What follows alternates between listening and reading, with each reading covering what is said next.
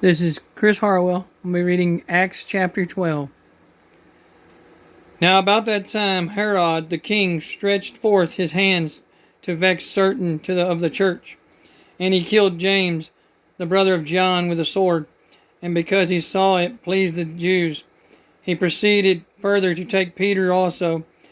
Then were the day of the unleavened bread, and when he had apprehended him, he put him in prison, and delivered him to 4 quaternions of soldiers to keep him, intending after Easter to bring him forth to the people. Peter therefore was kept in prison, but prayer was made without ceasing of the church unto God for him. And when Herod would have brought him forth, the same night Peter was sleeping between 2 soldiers, bound with 2 chains, and the keepers before the door kept the prison. And behold, the angel of the Lord came upon him, and a light shined in the prison, and he smote Peter on the side, and raised him up, saying, Arise up quickly. And his chains fell off from his hands. And the angel said unto him, Gird thyself, and bind on thy sandals. And so he did. And he saith unto him, Cast thy garment about thee, and follow me. And he went out and followed him, and wist not that it was true which was done by the angel, but thought he saw a vision.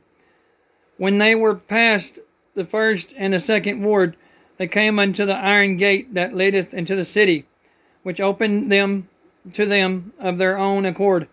And they went out and passed on through one street, and forthwith the angel departed from him.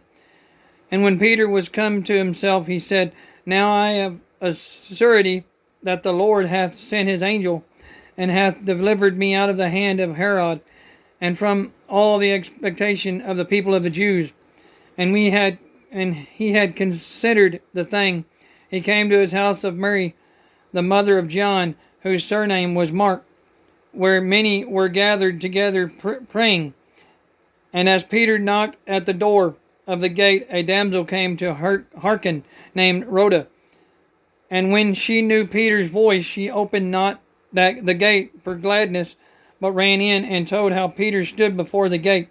And they said unto her, Thou art mad. But she constantly affirmed that it was even so. Then said they, It is his angel. But Peter continued knocking.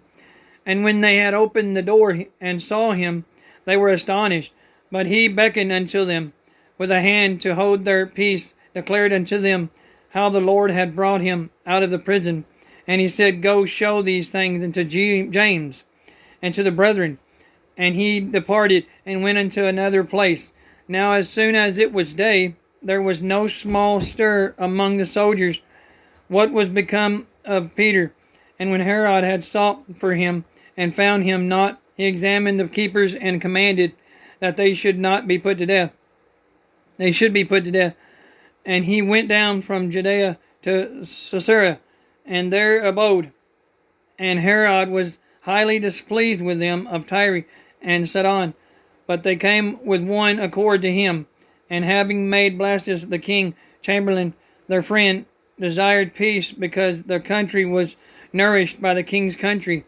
And upon a set day Herod, arrayed in royal apparel, sat upon his throne, and made an hortion unto them. And the people gave shout, saying, It is the voice of God, and not of men. And immediately the angel of the Lord smote him, because he gave not God the glory, and he was eaten of worms, and gave up the ghost. But the word of God grew and multiplied. And Barnabas and Saul returned from Jerusalem when they had fulfilled their ministry, and took with them John, whose surname was Mark. Thank you. This is Chris, and I'll be reading Acts chapter 13 next week. Thank you.